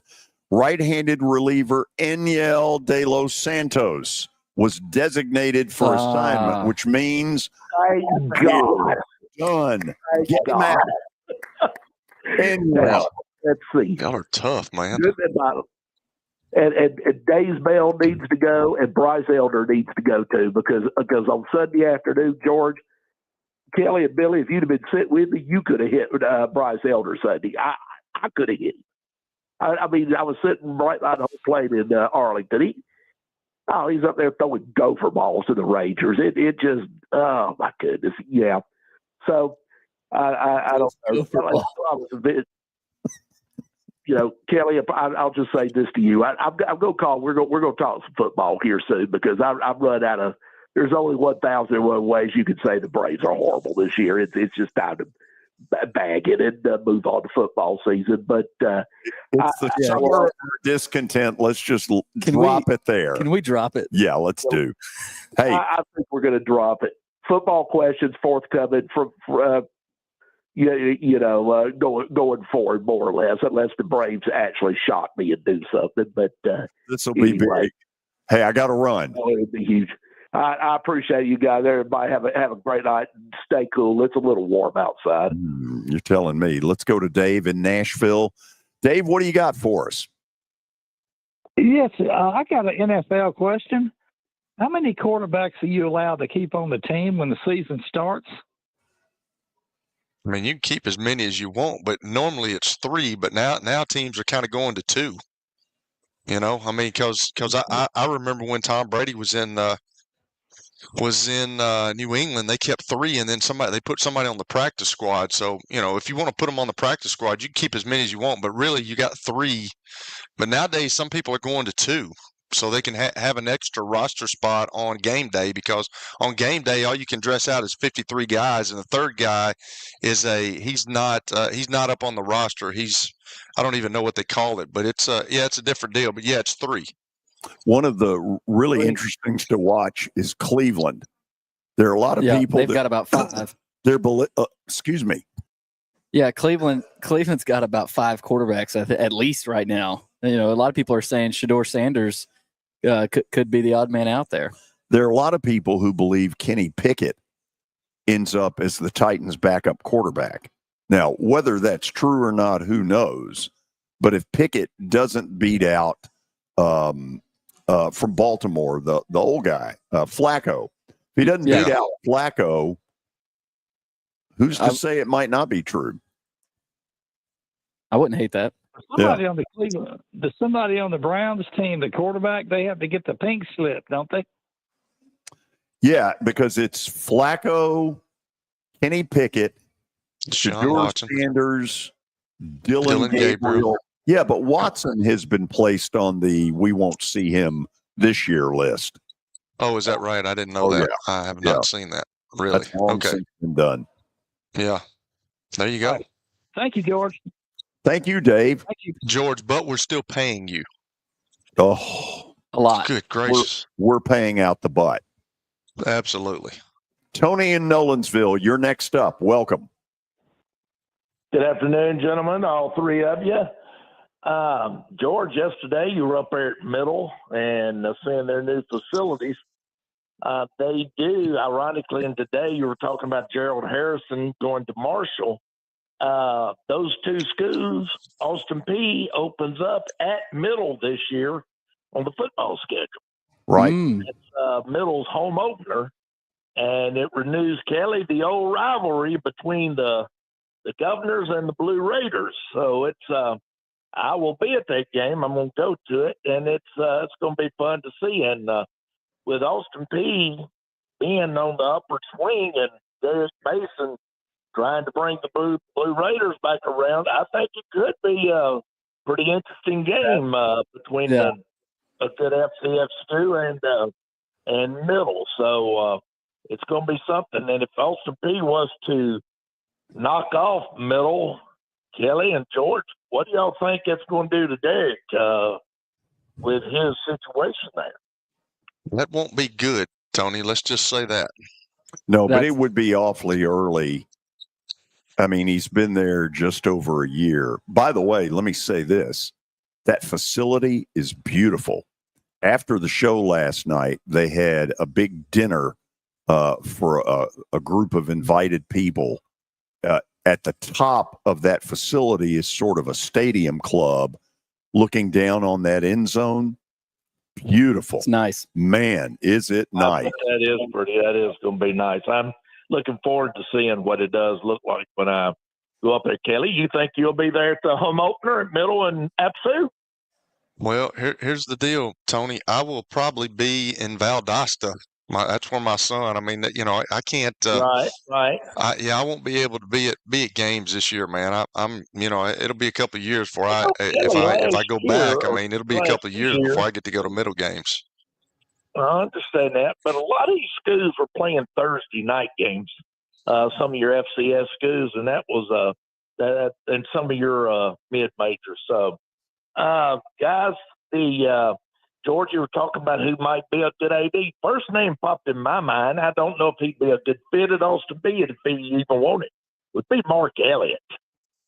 I think Mark Elliott coming from Trevecca would be an unbelievable good fit at Austin Peay. He'd be taking on a program that has football where Trevecca didn't. But you're talking about a young guy that loves this city, that loves Middle Tennessee, and who could really do a lot of good things. It's got a great name out there, I think, is Mark Elliott at Trevecca. I think he would be a good fit. We were in school together, so I appreciate your calling him young. And last but not least, guys, I can't get off here and make a phone call, especially with George, you being on there. In 2005, I was in Atlanta I was attending a conference work-wise, and I was with my boss at the time, and our free day we had that evening we went to the Cubs-Braves game.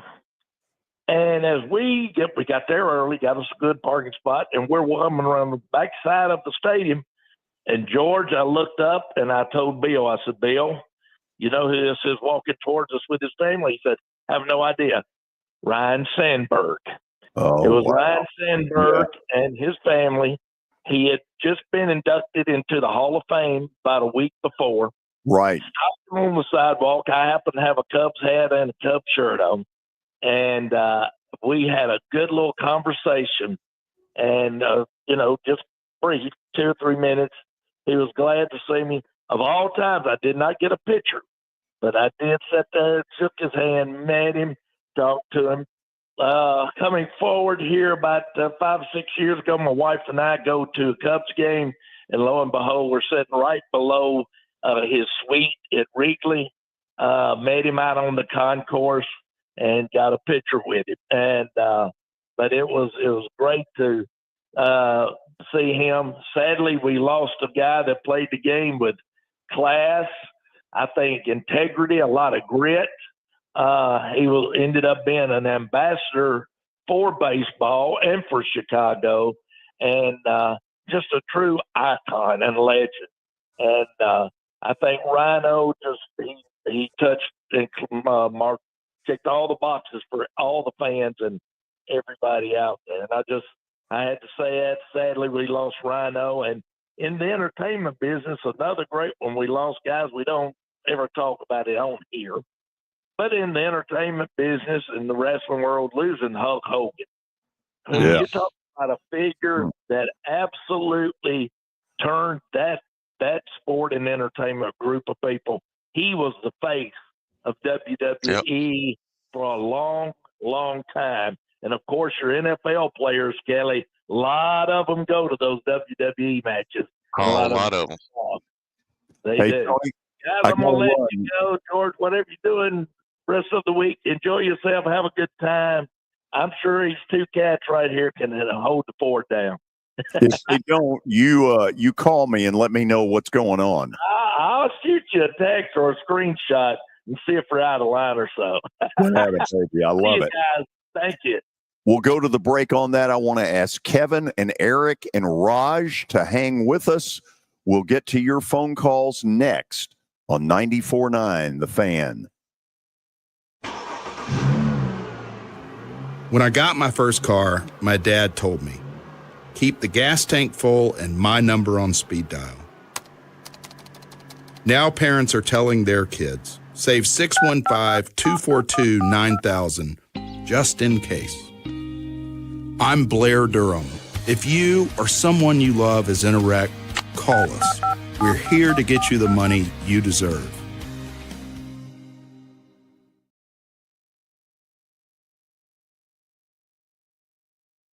This is my buddy Stan Harrison from Apple Collision Centers. Recently, you've been talking to me about companies that have a fleet of trucks and they're always in need of repairs. That's right, George. We understand that nobody likes to deal with the auto body repair process. We try to simplify that at our 3 convenient locations. We work with all major insurance companies. We help to ease the stress of the auto body repair process. We're located in Old Hickory, Hendersonville, and Gallatin. If you need our services, please stop by and see us. And how convenient that we have that in the background. Now, seriously, these are good folks. They do really good work. Give them a holler. Attention, Big Orange Country. Tennessee and Illinois will square off Saturday, December the 6th at Bridgestone Arena. This is the rematch of a great college basketball game last season in Champaign that went right to the wire. And this one figures to be more of the same. Tickets are on sale now. You can grab your seats by going to Ticketmaster.com. That's Ticketmaster.com. Tennessee, Illinois. It's big time. Venture Express has been helping people in this area for more than 40 years. They're headquartered in Murfreesboro with over 30 years of dedicated fleets involving production, manufacturing, and corrugated experiences. They're an asset-based company with over 700 tractors, 4,000 trailers, and 800 drivers. If you need their help, dial them up 615-793-9500 or log on to ventureexpress.com. In the Fan.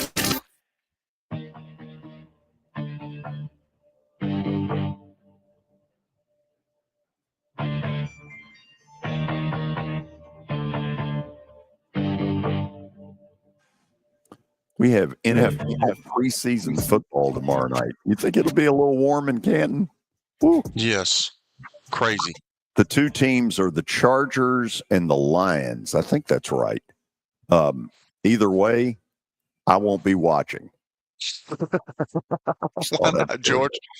Well, I'm going to be involved in a family celebration. My aunt and uncle are celebrating tomorrow night their 65th wedding anniversary, and that's pretty special. Okay. Wow. Nice. So even I will give up some football. There you go. Yeah. Let's go to Kevin up on line 4. Kevin, welcome in. Hey, Kevin, go ahead. All right. I was just wondering, I know Terry's been on a few times. I was just wondering about what you guys think and what he had to say about the Cam Ward being saying the offense has been mid up to this point. Yeah, I don't think it means a thing. I mean, we're in July.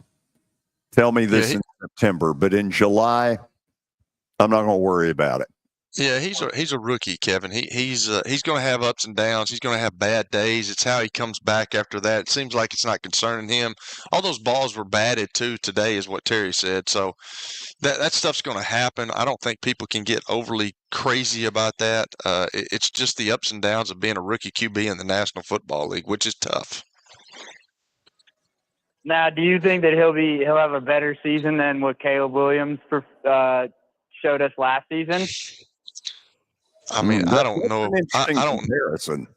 Yeah, I don't know if you never know how a guy like it's the team around him, Kevin, that's got to.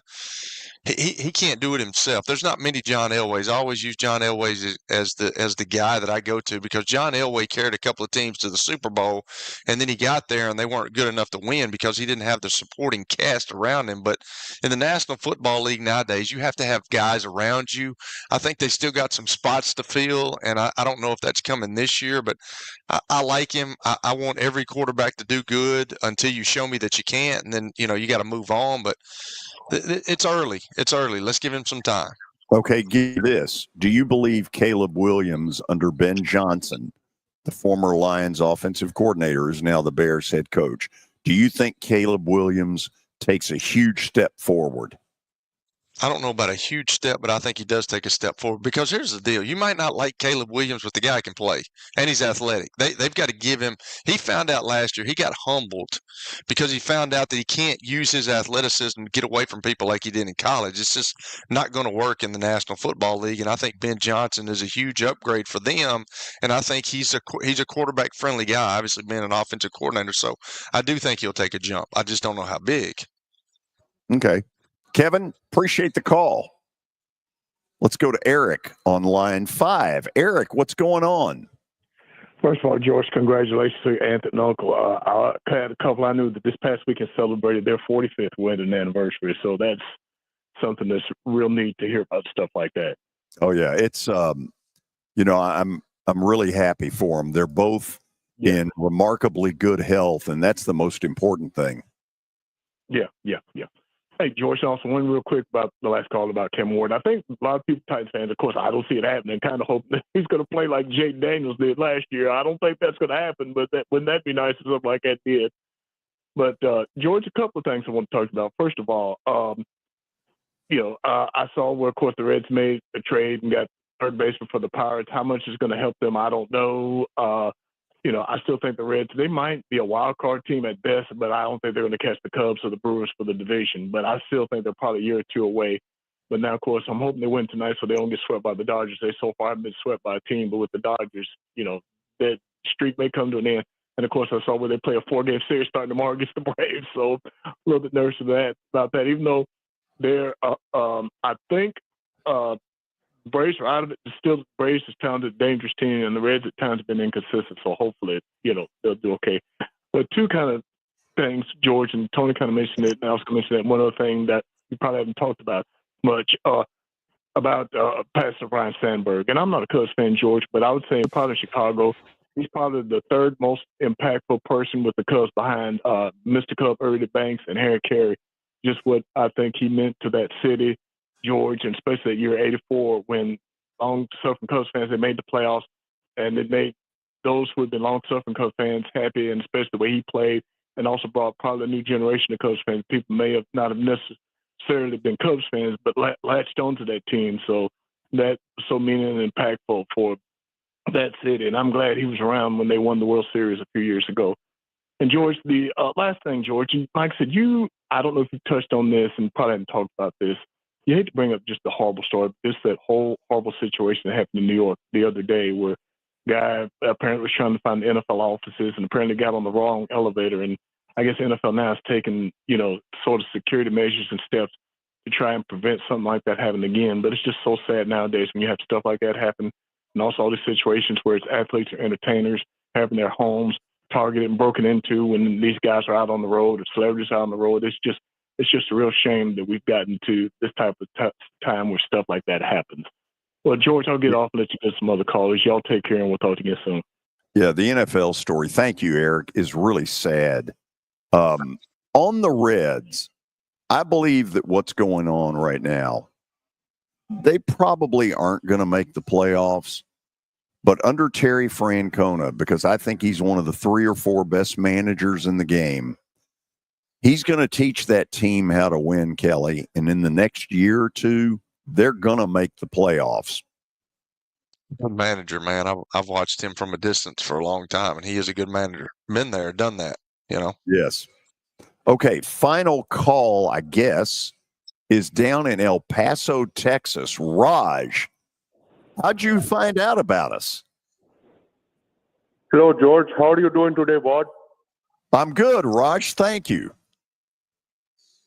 I'm good. I found out about you. I was looking through on X, and I saw a couple of tweets regarding your show, so I figured I would call in and give my 2 cents about the Yankees.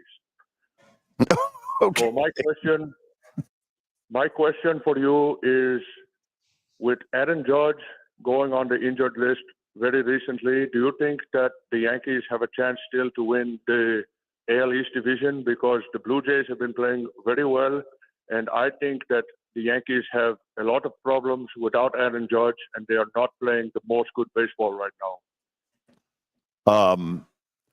First of all, I want to believe in Toronto, but I don't. And deep down, I think the Yankees are going to catch Toronto before it's over. Not necessarily because the Yankees do anything, but because Toronto collapses and comes back to the pack. The Red Sox, I'll believe they win the division when I see it. Let me ask you this, though. Your big slugger, when do you get him back? Well, right now he is on the 10-day injured list, but they're saying when he comes back, he is not going to be in the outfield. He is going to be designated hitter, which I think is a very big problem, because if we have to put Giancarlo Stanton in the outfield, he is not very good defensively and not very fast, and I think that could be a problem moving forward. Now, who is this? You're talking about Stanton? Yes. Okay. So are there many Yankee fans in El Paso? I don't think so. Not many by here, but there are Yankee fans all around the country, and they are the biggest fan base in all of sports. And you're a big Yankee fan. Yes. Grew up very close to New York City for a couple of years, then family moved down to El Paso.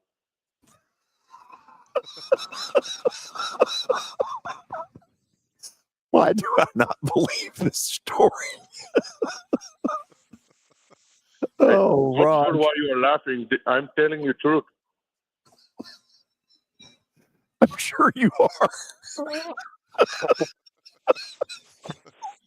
Hey, George. It's messed up laughing at Raj.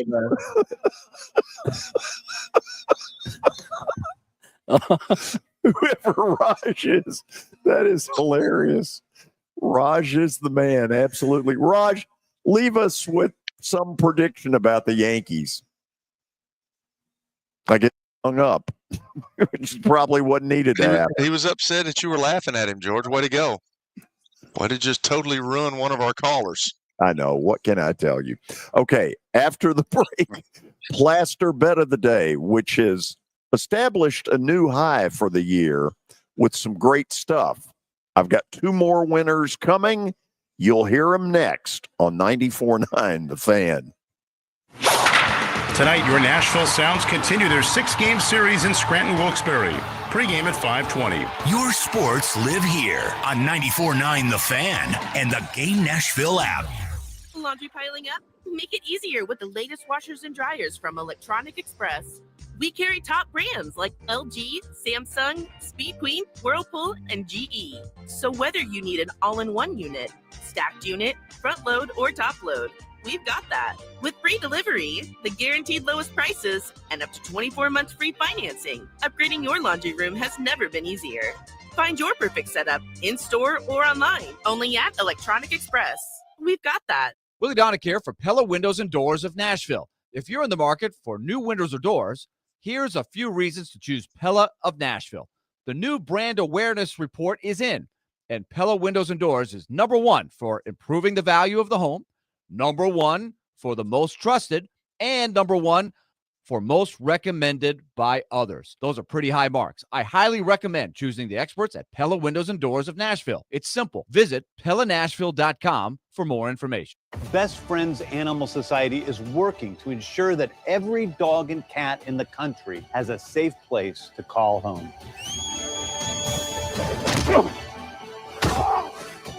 Home. Just like Superman, you can use your power for good. Join us. Visit bestfriends.org to adopt an out-of-this-world pet near you. Together, we will save them all. Hey guys, it's Mike from Newton Chevrolet GMC in Shelbyville. Put the remote down. Are you really about to spend another weekend binge watching a show you've already seen twice? I can't let you do that. The hiking trails at Radnor Lake are perfect right now. You can dance with a big band at Centennial Park. Heck, even a spontaneous drive down the Natchez Trace with the windows down is a better story. Your summer deserves more than reruns, and your car should be ready for every new adventure. If it's not, you know who to see. We've got the keys to better summer days ahead. Let us change your experience with car service. Visit NewtonChevroletGMC.com to make your service appointment today. It's the George Plaster Show. Your sports live here on 94.9 The Fan.